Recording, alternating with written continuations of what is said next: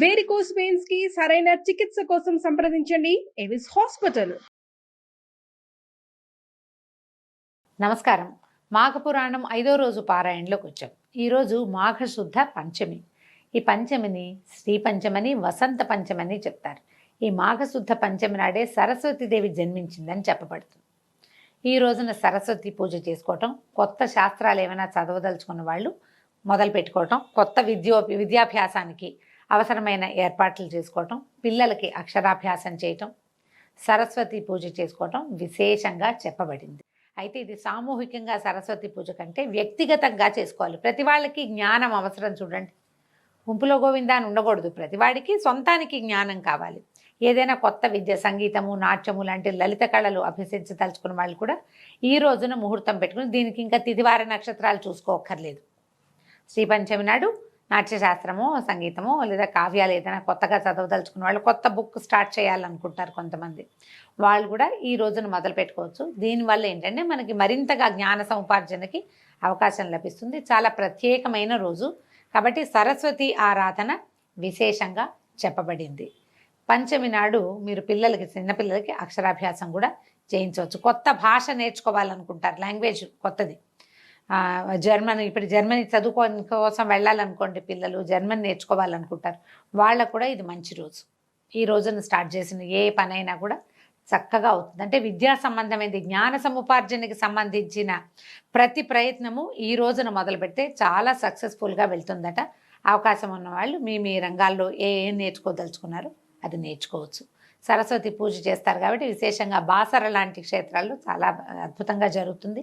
మనకి హైదరాబాద్ సమీపంలో వర్గల్ దేవస్థానం ఉంది, అక్కడ కూడా సరస్వతి పూజ చేస్తారు. ఇంచుమించు అన్ని దేవాలయాల్లో, అమ్మవారి దేవాలయాలన్నిట్లలో కూడా త్రిశక్తి స్వరూపిణి కాబట్టి అమ్మవారు శ్రీ మహాకాళి, మహాలక్ష్మి, మహాసరస్వతి రూపిణిగా ఉంటుంది ఆమె.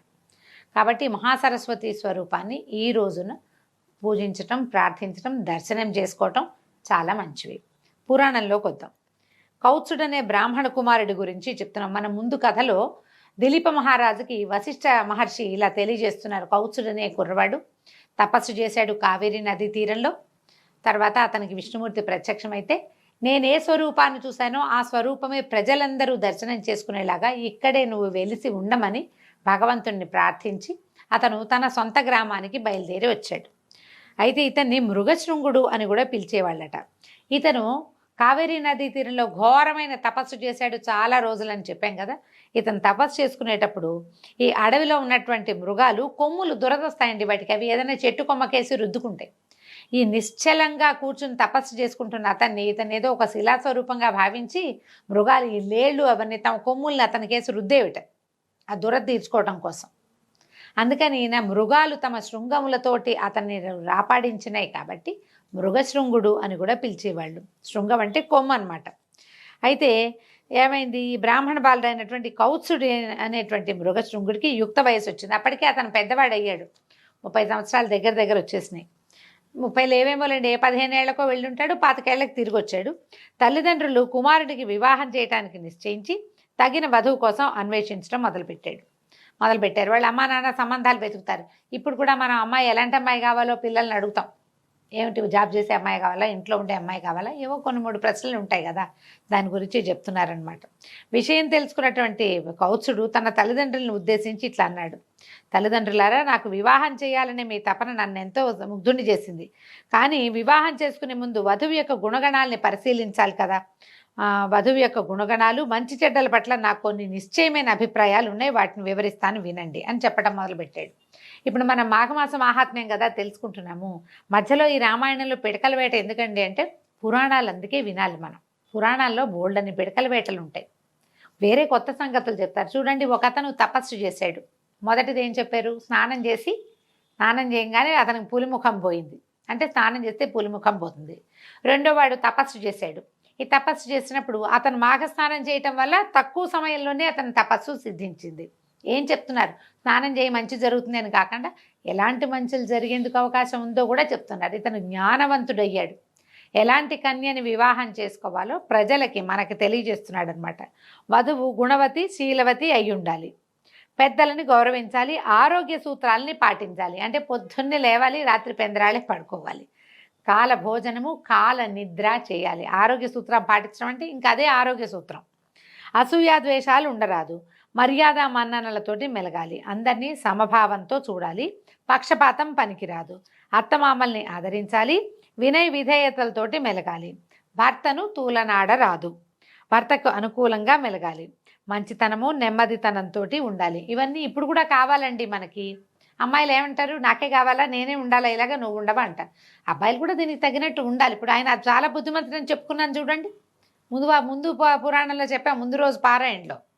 చాలా బుద్ధిమంతుడైన వాడు, చాలా బుద్ధిమంతులైన వాళ్ళని కోరుకోవచ్చు, సహజమే. మరి ఇంకా ఏం చెప్తున్నాడు, కార్యేషు దాసి కరణేషు మంత్రి భోజేషు మాత సేనేషు రంభ క్షమయాధరిత్రి, ఇంకో పదం కూడా ఉందండి. ఇది ఇప్పుడు కూడా ఈ పదాలు వింటుంటాం. అలా నేనే ఎందుకు ఉండాలి, వాళ్ళు ఎందుకు ఉండకూడదు లాంటి రెటమతం కాకుండా అసలు వాళ్ళు ఏం చెప్తున్నారో వింటే మనకు తెలుస్తుంది అనమాట.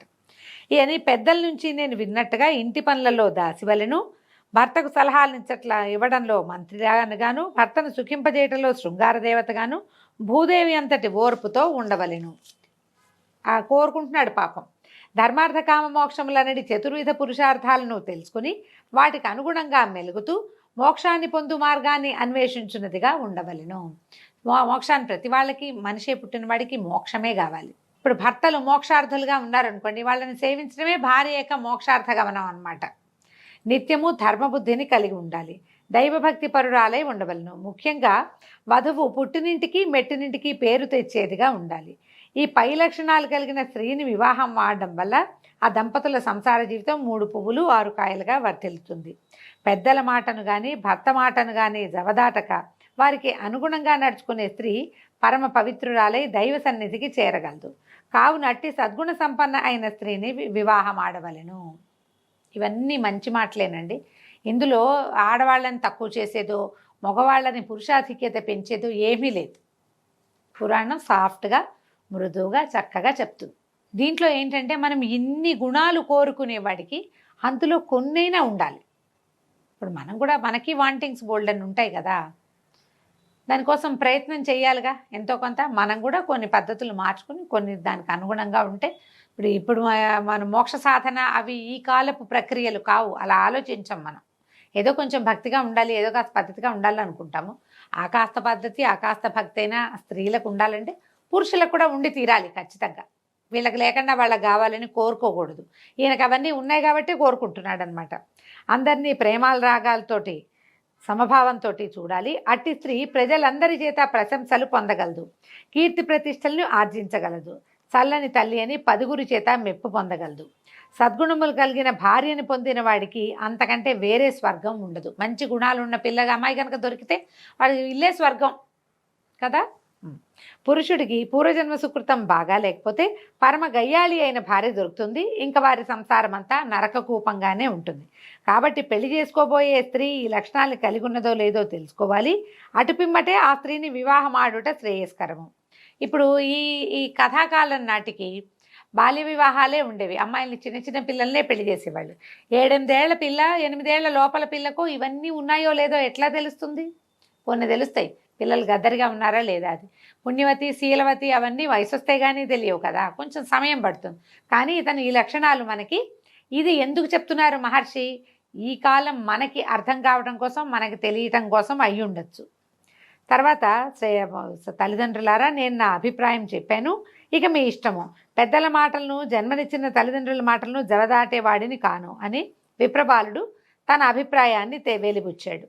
పుత్రుని మనోగతాన్ని గ్రహించిన తల్లిదండ్రులు ఎంతగానో సంతోషించారు. కౌత్సుడు వివాహానికి సన్నద్ధంగా ఉన్నాడు అని ఇప్పుడు ఒక పెళ్లి గురించి మాట్లాడంగానే అబ్బాయి ఇలా మాట్లాడాడు అనుకోండి, జాబ్ చేసే అమ్మాయి కావాలంటే పెళ్లికి రెడీగా ఉన్నట్టు.